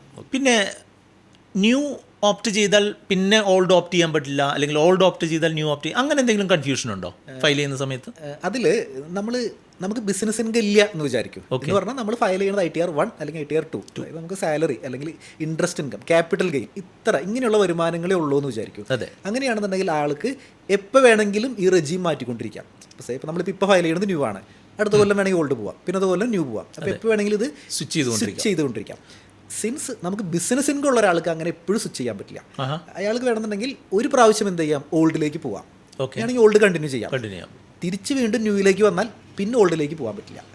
ബിസിനസ് ഇൻകം ഉള്ള ആളുകൾക്ക് മാത്രമേ അങ്ങനെ റെസ്ട്രിക്ഷൻ ഉള്ളൂ. ഈ നേരത്തെ പറഞ്ഞല്ലോ 12.75 ലക്ഷം അല്ലെങ്കിൽ 12,75,000 രൂപ സാലറി ഉള്ള ഒരാളാണെന്നുണ്ടെങ്കിൽ അല്ലെങ്കിൽ വരുമാനമുള്ള ഒരാളാണെന്നുണ്ടെങ്കിൽ ടാക്സ് അടയ്ക്കേണ്ടതെന്ന് പറഞ്ഞു. പക്ഷേ ടാക്സ് ഫയൽ ചെയ്യണമല്ലോ അല്ലേ? അത് ഒന്ന് ക്ലാരിറ്റി കൊടുക്കാം. അതിൽ കുറച്ച് ക്ലാരിറ്റി തരാം. അതിൽ റിട്ടേൺ ഫയൽ ചെയ്യണം എന്നുള്ളത് മാൻഡേറ്ററി ആണ്. അതായത് ന്യൂ ടാക്സ് റെജീം ആണെങ്കിൽ 4 ലക്ഷം രൂപയാണ് അതിൻ്റെ എക്സംഷൻ വരുന്നത്. അപ്പോൾ റിട്ടേൺ ഫയൽ ചെയ്യണം. അതായത് നമ്മൾക്കിപ്പോൾ ചിലപ്പോൾ ഒരു 8 ലക്ഷം രൂപയാണ് നമ്മുടെ വരുമാനം, നമുക്ക് ടാക്സ് ഒന്നും വരുന്നില്ല, എന്നാൽ പോലും റിട്ടേൺ ഫയൽ ചെയ്യണം. ഇനി അതിൽ വേറെ ചെറിയൊരു കുടുക്ക് കൂടി ഉണ്ട്. അതിൽ അതായത് ഈ 12.75 അല്ലെങ്കിൽ ഈ 12 ലക്ഷം എന്ന് പറയുന്നത് ആക്ച്വലി നമ്മുടെ സാധാരണ വരുമാനമാണ്. അതായത് സ്പെഷ്യൽ റേറ്റിൽ വരുന്ന ചില വരുമാനങ്ങളുണ്ടല്ലോ. ഇപ്പോൾ say for example capital gain. ഇപ്പോൾ ഈ 12 ലക്ഷത്തിൻ്റെ ഇടയിൽ ഇപ്പോൾ ഒരാളിപ്പോൾ ഒരു എക്സാമ്പിൾ പറയുകയാണെന്നുണ്ടെങ്കിൽ ഒരാൾക്ക് 5 ലക്ഷം രൂപയാണ് അയാളുടെ സാലറി. 5 ലക്ഷം രൂപ ക്യാപിറ്റൽ ഗെയിൻ ഉണ്ടെന്ന് വിചാരിക്കും. മ്യൂച്വൽ ഫണ്ടോ അല്ലെങ്കിൽ സ്ഥലം വിറ്റതോ ഗോൾഡ് വിറ്റതോ എന്തായാലും. അപ്പോൾ ഈ ക്യാപിറ്റൽ ഗെയിന് സ്ലാബ് റേറ്റിലെ ടാക്സ് വരിക, അത് അയാൾ അടയ്ക്കേണ്ടി വരും. അതിന് എല്ലാം കൂടെ ഒരുമിച്ച് 12 എന്ന് പറഞ്ഞിട്ട് കാര്യമായിരിക്കാൻ പറ്റില്ല. ഈ കണ്ടീഷനുകളെല്ലാം നോക്കി വേണം ചെയ്യാൻ. അതായത് സ്പെഷ്യൽ റേറ്റിൽ എന്തെങ്കിലും വരികയാണെങ്കിൽ 12 ലക്ഷത്തിൽ താഴെയാണെങ്കിൽ പോലും ആ സ്പെഷ്യൽ റേറ്റിൽ വരുന്ന ടാക്സ് അയാൾ അടയ്ക്കേണ്ടി വരും. അപ്പോൾ സാധാരണക്കാരെ പറ്റി പറയുകയാണെന്നുണ്ടെങ്കിൽ ഈ ക്യാപിറ്റൽ ഗെയിൻസ് ഉള്ളവർ അതിനെ അതും ഇതിലേക്ക് ക്ലബ്ബ് ചെയ്തുകൊണ്ട് 12 എനിക്ക് ടാക്സ് വരില്ല എന്ന് വിചാരിച്ചാൽ നിങ്ങൾ ചിലപ്പോൾ തെറ്റിദ്ധരിക്കപ്പെടാൻ. അത് പലർക്കും അങ്ങനെ ഒരു ധാരണയുണ്ട്. അതായത് ഇപ്പോൾ ക്യാപിറ്റൽ ഗെയിൻ ഒക്കെ സ്റ്റോക്കിൽ നിന്നൊക്കെ കിട്ടിയ ആൾക്കാർ അവർ വിചാരിക്കുന്നത് 12 താഴെയാണല്ലോ ടാക്സ് അടയ്ക്കേണ്ട. ഈ റിട്ടേൺ ഫയൽ ചെയ്യാൻ വരുമ്പോഴായിരിക്കും അവർ മനസ്സിലാക്കുക. ഇപ്പോൾ സേ ഇപ്പോൾ 5 ലക്ഷം രൂപ ഉണ്ടെന്നുണ്ടെന്നുണ്ടെങ്കിൽ ഷോർട്ട് ടൈം ആണെന്നുണ്ടെങ്കിൽ 20% എന്ന് പറഞ്ഞാൽ 1 ലക്ഷം രൂപ ടാക്സ് അടയ്ക്കേണ്ടി വരും. ഇൻട്രസ്റ്റ് ഒക്കെ കയറി വലിയൊരു എമൗണ്ട് വരാനായിട്ട് സാധ്യതയുണ്ട്. ബേസിക് എക്സംഷന് താഴെയാണ് ഈ ക്യാപിറ്റൽ ഗെയിൻ എന്ന് കരുതുക. ലോങ് ടേം ക്യാപിറ്റൽ ഗെയിനോ അല്ലെങ്കിൽ ഷോർട്ട് ടേം ക്യാപിറ്റൽ ഗെയിനോ ബേസിക് എക്സംഷന് താഴെയാണ്, 4 ലക്ഷത്തിൽ രൂപ താഴെയാണെന്നുണ്ടെങ്കിൽ സാധാരണ ഇന്ത്യക്കാർക്ക് എങ്ങനെയാണ് അത് ട്രീറ്റ് ചെയ്യുക? അല്ല, അവരുടെ കേസിൽ ടാക്സ് അടയ്ക്കണ്ട. അതായത് ഇപ്പോൾ ഒരാൾക്ക് സാധാരണ സിറ്റിസൺ ആണ്, റെസിഡന്റ് ആണ്, അപ്പോൾ അദ്ദേഹത്തിന് ക്യാപിറ്റൽ ഗെയിൻ കിട്ടിയേക്കുന്നത് 3 ലക്ഷം രൂപയാണെന്ന് വിചാരിക്കും. അപ്പോൾ അദ്ദേഹത്തിന് ടാക്സ് വരില്ല, കാരണം അത് ബേസിക് എക്സംഷൻ്റെ താഴെയാണല്ലോ. ഇനി ഇത് മാത്രമല്ല, ലോങ് ടൈം ക്യാപിറ്റൽ ഗെയിൻ്റെ കേസിൽ നമ്മൾ ഈ ഇക്വിറ്റീസ് എന്നുള്ള ഷെയർസിൽ നിന്നുള്ള ലോങ് ടൈം ക്യാപിറ്റൽ ഗെയിൻ ആണെന്നുണ്ടെങ്കിൽ 1.25 ലക്ഷം രൂപയുടെ എക്സംഷൻ കൂടി ഉണ്ട്, അഡീഷണൽ എക്സംഷൻ ഉണ്ട്. അപ്പോൾ ഇദ്ദേഹത്തിന് കംപ്ലീറ്റ് ഗെയിൻ ലോങ് ടൈം ആണെന്ന് വിചാരിക്കും. അപ്പോൾ 4 + 1.25 എന്ന് പറഞ്ഞാൽ 5.25 ലക്ഷം രൂപ വരെ വേറെ ഒരു വരുമാനം ഇല്ലെങ്കിൽ 5.25 ലക്ഷം രൂപ വരെ എന്ത് ചെയ്യേണ്ട, ടാക്സ് അടയ്ക്കണ്ട. അങ്ങനെ പോവാം. പക്ഷേ 5.25 മേളിലായി കഴിഞ്ഞാൽ ഇതെല്ലാം വരും. 5.25 മേലെ കഴിഞ്ഞാൽ എക്സസ് എത്രയാണോ വരുന്നത് അതിന് സ്ലാബ് റേറ്റിനനുസരിച്ച് ടാക്സ് അടയ്ക്കും. ഫ്ലാറ്റ് റേറ്റിൽ ക്യാപിറ്റൽ ഗെയിൻ ആണല്ലോ, ക്യാപിറ്റൽ ഗെയിൻ ഫ്ലാറ്റ് റേറ്റിൽ ടാക്സ് അടയ്ക്കും. ഷോർട്ട് ടൈമിനാണെങ്കിൽ 20, ലോങ് ടൈമിനാണെങ്കിൽ 12. എല്ലാവർക്കും ഉള്ള ഒരു കൺഫ്യൂഷനാണ് ഈ ഏത് ടാക്സ് ഫോം നമ്മൾ യൂസ് ചെയ്യണം എന്നുള്ളത്. ടാക്സ് ഫോമുകൾ ഇപ്പോൾ 1, 2, 3, 4 ഇപ്പോൾ നമ്മളെ പോലുള്ള സാധാരണ ആളുകൾക്ക് എല്ലാം വരുന്നത്. അപ്പോൾ 1 ആർക്കൊക്കെ യൂസ് ചെയ്യാം, 2, 3, 4 അത് ഒന്ന് സിമ്പിളായിട്ട് ഒരു 1 വേർഡിൽ പറയുകയാണെന്നുണ്ടെങ്കിൽ എങ്ങനെയാണ് പറയാം?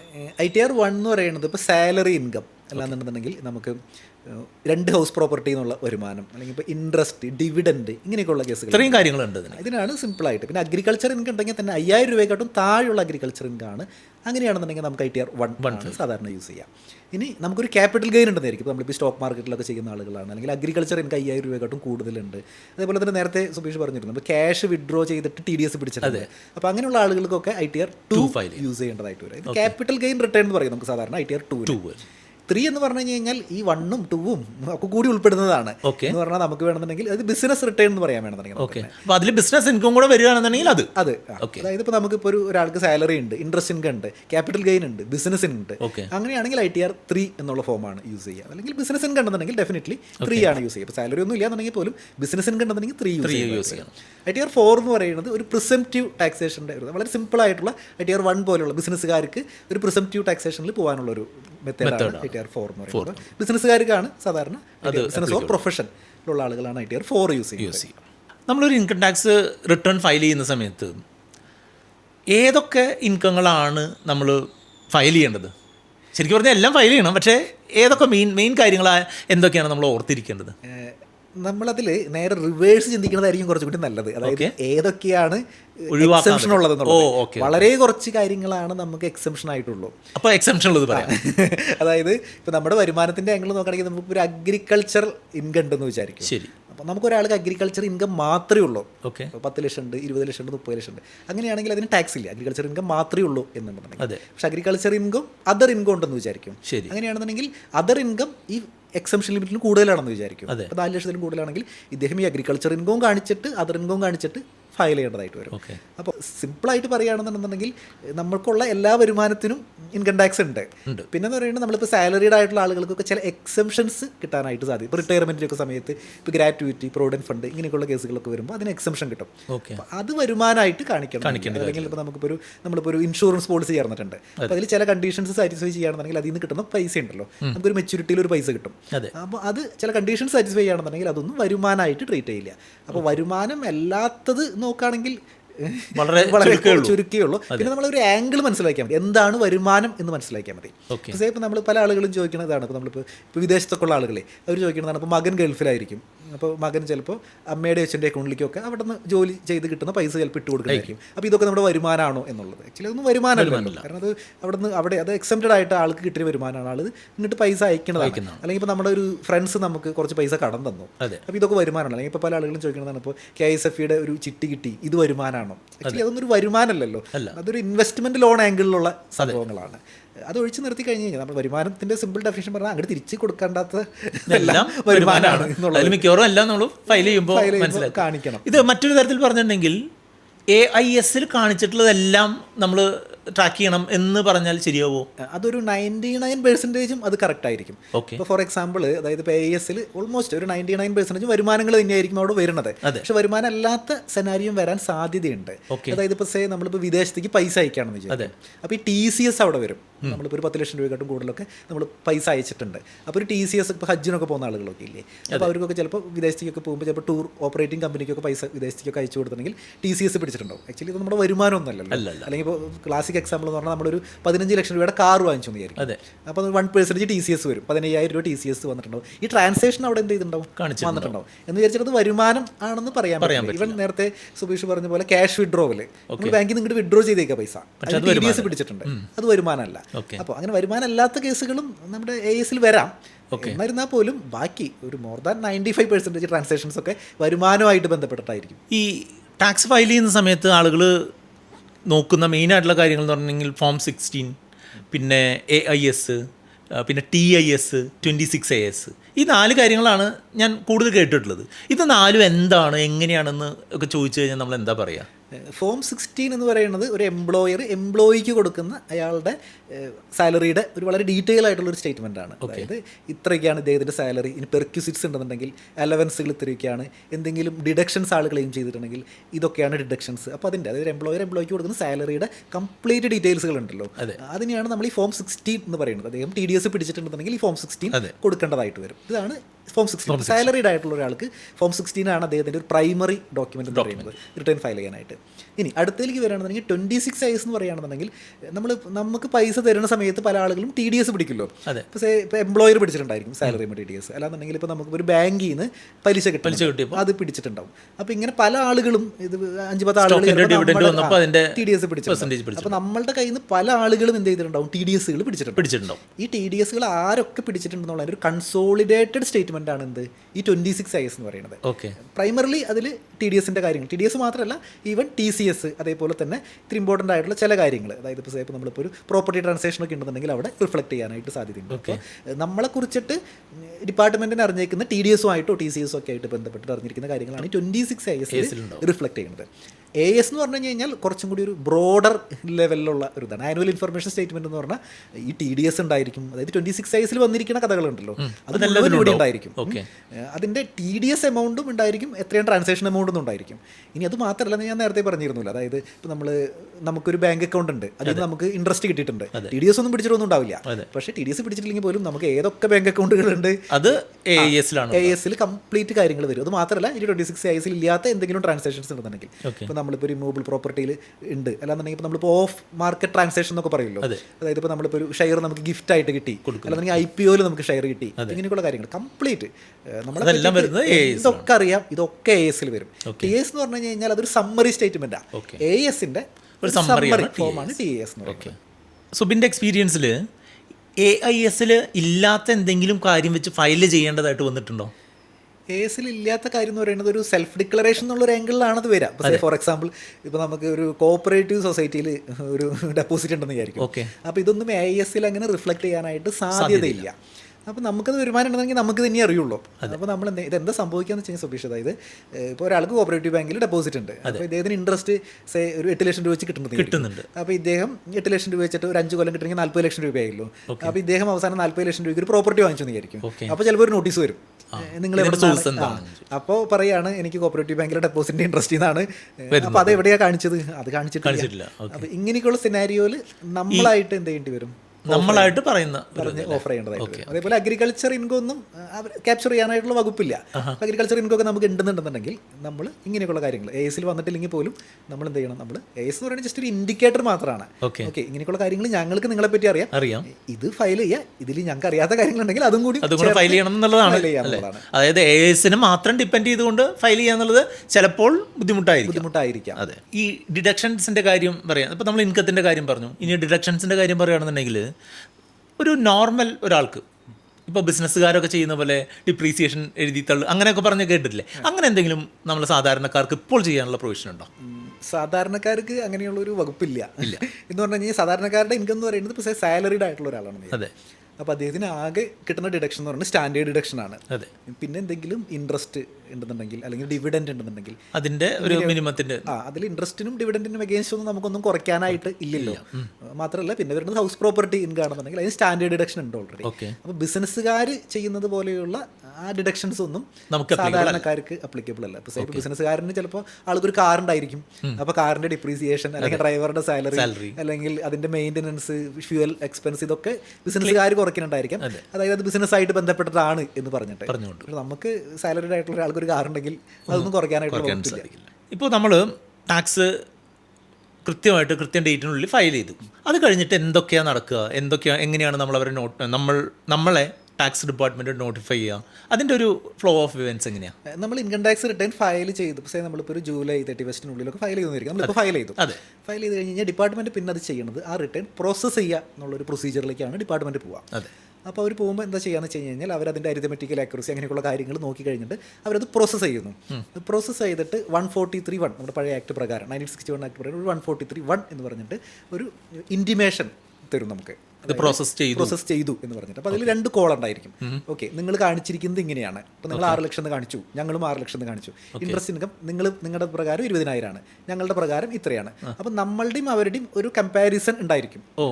എന്നിട്ട് പറയാണ് നിങ്ങൾ അടച്ചേക്കുന്ന ടാക്സ് ഇത്രയാണ്, 62,000 ആണ് നിങ്ങൾ അടച്ചേക്കുന്നത്, ഞങ്ങൾ കമ്പ്യൂട്ട് ചെയ്യുന്നത് 62,000 ആണ്. അപ്പോൾ ഇത് നില്ലാണെന്ന് വിചാരിക്കും. അതായത് നമ്മൾ എന്താണോ ചെയ്തേക്കുന്നത് അത് തന്നെയാണ് ഡിപ്പാർട്ട്മെന്റിന്റെയും കമ്പ്യൂട്ടേഷൻ എന്നുണ്ടെങ്കിൽ ഇറ്റ്സ് ഓക്കെ, ഫൈൻ എന്നുള്ളതാണ്. ഇനി ഈ കമ്പ്യൂട്ടേഷനിൽ എന്തെങ്കിലും വ്യത്യാസം ഉണ്ടെന്ന് വിചാരിക്കും. അവർ പറയാണ് നിങ്ങൾ പറഞ്ഞു 6 ലക്ഷം, പക്ഷെ ഞങ്ങൾ പറയുന്നു 7 ലക്ഷം, അല്ലെങ്കിൽ നിങ്ങൾ ഈ വരുമാനം കാണിച്ചിട്ടില്ല, ഇങ്ങനെയൊക്കെയുള്ളൊരു ഡീവിയേഷൻ ഉണ്ടെന്ന് വിചാരിക്കും. അല്ലാന്നുണ്ടെങ്കിൽ നമ്മൾ ചിലപ്പോൾ ഒരു ക്ലെയിം എടുത്തു, ആക്ച്വലി ആ ക്ലെയിം ചിലപ്പോൾ ഡിപ്പാർട്ട്മെന്റ് ചിലപ്പോൾ റിജക്ട് ചെയ്തിട്ടുണ്ടാവും. അപ്പോൾ ഇങ്ങനെയൊക്കെയുള്ള സിറ്റുവേഷനിൽ നമ്മൾ എന്തെങ്കിലും അടയ്ക്കാനുണ്ടെന്ന് വിചാരിക്കും. അപ്പോൾ അതിന്റെ താഴെ ഉണ്ടായിരിക്കും ഓക്കെ നിങ്ങൾ എന്ത് ചെയ്യണം, നിങ്ങൾ ഇത്രയും പൈസ അടയ്ക്കാൻ, അല്ലെങ്കിൽ ഇൻട്രസ്റ്റ് നിങ്ങൾ ഇത്ര അടയ്ക്കാനുണ്ട്. അപ്പോൾ ഇതാണ് 143(1) ആണ് ഇതിന്റെ ഫസ്റ്റ് സ്റ്റെപ്പ് വരുന്നത്. ഇനി അടുത്ത പ്രശ്നം എന്ന് വെച്ച് കഴിഞ്ഞാൽ നമ്മൾ റിട്ടേൺ ഒക്കെ ഫോമൊക്കെ തെറ്റി ഫയൽ ചെയ്തു എന്ന് വിചാരിക്കും. ഇപ്പോൾ നമ്മളിപ്പോൾ ഒരു 1 പകരം 1 ഫയൽ ചെയ്തു. ഇപ്പോൾ ഈ ക്രിപ്റ്റോ കറൻസി ഒക്കെ ഉള്ള ആളുകൾ, അപ്പോൾ അങ്ങനെയൊക്കെയുള്ള ആളുകൾ, അല്ലെങ്കിൽ ഇപ്പോൾ നമ്മൾ ക്യാപിറ്റൽ ഗെയിനൊക്കെ ഉള്ള ആളുകൾ അത് കാണിക്കാതെ വേറെയൊക്കെ ഫയൽ ചെയ്തു എന്ന് വിചാരിക്കും. അപ്പോൾ ചിലപ്പോൾ ഒരു പക്ഷേ ഡിപ്പാർട്ട്മെന്റിന് ഈ ഒരു കാര്യം അറിയും എന്നുണ്ടെന്നുണ്ടെങ്കിൽ അവർ പറയും ചിലപ്പോൾ നമ്മൾ അങ്ങനെ തെറ്റിയായിട്ട് എന്തെങ്കിലും മിസ്റ്റേക്കുകളൊക്കെ കാണിച്ച് നമ്മുടെ റിട്ടേൺ ഡിഫക്റ്റീവ് ആവും. അതായത് ആ റിട്ടേൺ അപ്പോൾ അത് ഡിഫക്റ്റീവ് ആയി കഴിഞ്ഞാൽ അതിനൊരു ടൈം ലിമിറ്റ് തരും അവർ അത് കറക്റ്റ് ചെയ്യാനായിട്ട്. കറക്റ്റ് ചെയ്തില്ല എന്നുണ്ടെങ്കിൽ നമ്മൾ ചെയ്ത റിട്ടേൺ അത് ഡിഫക്റ്റീവ് ആയിട്ട് തന്നെ പോകാതെ. അപ്പോൾ ഒന്നെങ്കിൽ നമുക്ക് റെക്ടിഫൈ ചെയ്യാം ഡിഫക്റ്റീവ് റിട്ടേൺ. അപ്പോൾ ഇതൊക്കെയാണ് ഇതിൻ്റെ സാധാരണ ഔട്ട്കം വരുന്നത്. ഇതർ അത് 143(1) ഇട്ടിട്ട് പ്രോസസ്സ് ചെയ്യും, അല്ലാന്നുണ്ടെങ്കിൽ റിട്ടേൺ ഡിഫക്റ്റീവ് ആവാനുള്ള സാധ്യത. ഡിഫക്റ്റീവ് ആവുന്ന അവർ പറഞ്ഞിട്ടുള്ള ടൈം പീരീഡിൽ നമ്മൾ അതിനെ റിവൈസ് ചെയ്തിട്ട് റെക്ടിഫൈ ചെയ്യേണ്ടതായിട്ട് വരും. ഓക്കെ. അപ്പോൾ ആ സമയത്ത് ചിലപ്പോൾ നമ്മൾ കൂടുതൽ ടാക്സ് അടയ്ക്കാനുണ്ടാവും. അതെല്ലാം ആ സമയത്ത് തന്നെ ഫൈനൊന്നും ഇല്ലാതെ തന്നെ അപ്പോൾ അടയ്ക്കാനായിട്ട് പറ്റും അല്ലേ? ഓക്കെ.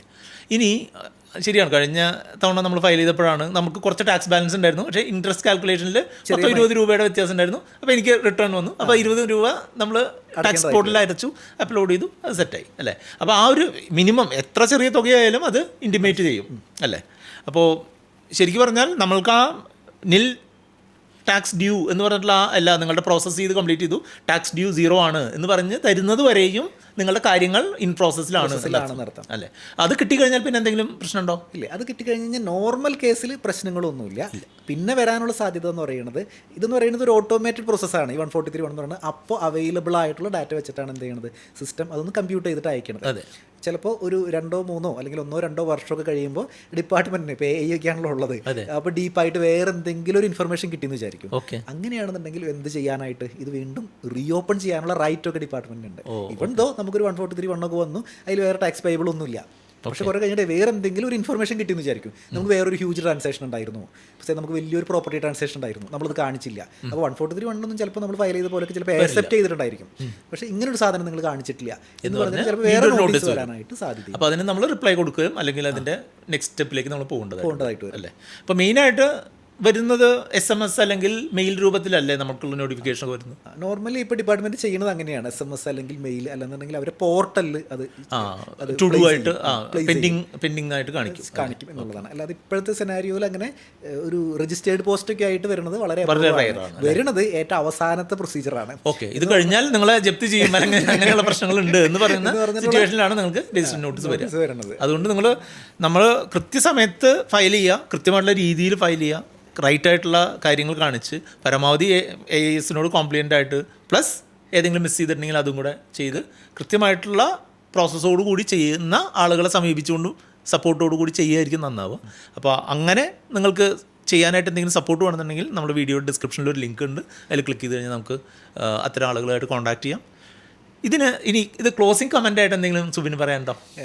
ഒരൊറ്റ കാര്യമാണ് പറയാനുള്ളത്. അതായത് നമ്മൾ നേരത്തെ പറഞ്ഞ പോലെ നമുക്കറിയാലോ നമ്മുടെ വരുമാനം എത്രയാണെന്നുള്ളത്, ഇൻകം ടാക്സ് ഡിപ്പാർട്ട്മെൻറ്റിനെക്കാട്ടും നന്നായിട്ട് നമുക്കറിയാം. അപ്പോൾ നമ്മളത് ട്രാൻസ്പാരൻ്റ് ആയിട്ട് കാണിച്ചുകൊണ്ട് ഫയൽ ചെയ്യുക എന്നുള്ളതാണ് ഇതിലേറ്റവും ഇമ്പോർട്ടൻ്റ് ആയിട്ടുള്ളൊരു കാര്യം. ഇനി മറ്റൊരു കാര്യം എന്ന് പറയുന്നത്, പലപ്പോഴും ഡിപ്പാർട്ട്മെൻറ്റ് ഇങ്ങനെയൊക്കെ അയക്കുന്ന SMS-കളൊക്കെ ഉണ്ടല്ലോ, അപ്പോൾ ഭൂരിഭാഗം ആളുകൾ അത് വളരെ സീരിയസ് ആയിട്ട് എടുത്തിട്ട് കംപ്ലൈ ചെയ്തിട്ട് ഫയൽ ചെയ്യാറുണ്ട്.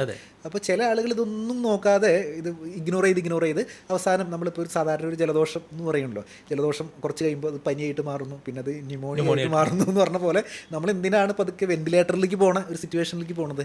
അപ്പോൾ നമ്മുടെ അടുത്തേക്ക് വരുന്ന പല ആളുകളും ഇതേപോലെ ഒരുപാട് വാണിംഗ് അല്ലാന്നുണ്ടെങ്കിൽ ഒരുപാട് സിഗ്നലുകൾ ഡിപ്പാർട്ട്മെന്റ് കൊടുത്തിട്ടുണ്ടായിരിക്കും. ഏറ്റവും അവസാനത്തിലാണ് ഈ രജിസ്റ്റേർഡ് നോട്ടീസ് ആയിരിക്കുള്ളൂ. അപ്പോൾ നമ്മൾ എന്തിനാ വെറുതെ രജിസ്റ്റേർഡ് നോട്ടീസിലേക്കൊക്കെ പോകേണ്ട കാര്യം അല്ലെങ്കിൽ വെന്റിലേറ്ററിലേക്ക് പോകേണ്ട കാര്യമില്ല. അതെ, അത് നമ്മുടെ സമയവും നഷ്ടമാണ്, നമ്മുടെ പണവും നഷ്ടമാണ് അല്ലേ. ഫൈനുകളെല്ലാം വളരെ ഹ്യൂജ് ആയിരിക്കും, മുമ്പത്തെ പോലെ ഒന്നും അല്ല എന്ന് പറഞ്ഞു കഴിഞ്ഞാൽ നമ്മൾ മുമ്പ് നേരത്തെ പറഞ്ഞ പോലെ ഇപ്പോൾ ജലദോഷമൊക്കെ ആണെന്നുണ്ടെങ്കിൽ വല്ല 50 രൂപയ്ക്കോ 100 രൂപയ്ക്കോ തീരേണ്ട മരുന്ന് ചിലപ്പോൾ ലക്ഷങ്ങൾ ചിലപ്പോൾ അപ്പുറത്തെ സൈഡിൽ. അത് മാത്രമല്ല ചിലപ്പോൾ പെനാൽറ്റി പ്രൊവിഷൻസ് അടക്കം ചിലപ്പോൾ അവർ ഇൻവോക്ക് ചെയ്യും. അതാണ് പ്രശ്നം. അപ്പോൾ നമുക്ക് ചിലപ്പോൾ 2 ലക്ഷം രൂപയാണ് അടയ്ക്കാൻ കഴിഞ്ഞാൽ 2 ലക്ഷം രൂപ ചിലപ്പോൾ പെനാൽറ്റിയും പിന്നെ അതിന് ഇൻട്രസ്റ്റും അടയ്ക്കാനുള്ള ടാക്സിൻ്റെ ഇൻട്രസ്റ്റ് ഒക്കെ വരാനുള്ള സാധ്യതയുണ്ട്. അപ്പോൾ എല്ലാവരും കൃത്യസമയത്ത് കൃത്യമായിട്ടുള്ള ഫോമിൽ പരമാവധി എല്ലാ ഇൻഫർമേഷനും ആക്യുറേറ്റ് ആയിട്ട് ചെയ്യുക. തന്നെ ചെയ്യാൻ പറ്റുന്ന ഒരു ബേസിക് ആയിട്ടുള്ള കാര്യങ്ങൾ ചെയ്യാൻ പറ്റുന്നവർക്ക് ഇൻകം ടാക്സിൻ്റെ പോർട്ടലിൽ തന്നെ ഓപ്ഷൻ ഉണ്ട്. അതല്ല കുറച്ചുകൂടെ അഡ്വാൻസ്ഡ് ആയിട്ടുള്ള കാര്യങ്ങളുണ്ട്, വേറെ എന്തെങ്കിലും ഡയറക്ഷൻസ് കിട്ടണമെന്നുണ്ടെങ്കിൽ നമ്മളുടെ വീഡിയോ ഡിസ്ക്രിപ്ഷനിലുള്ള ലിങ്ക് ക്ലിക്ക് ചെയ്ത് കഴിഞ്ഞാൽ നിങ്ങൾക്ക് സപ്പോർട്ട് കിട്ടും. അപ്പോൾ ഇത്രയും സമയം നമ്മളുടെ ഒപ്പം ചിലവഴിച്ച സുബിന് താങ്ക് യു. അപ്പോൾ ഇനി അടുത്തൊരു സീസണിൽ നമുക്ക് കാണാം. Okay, thank you.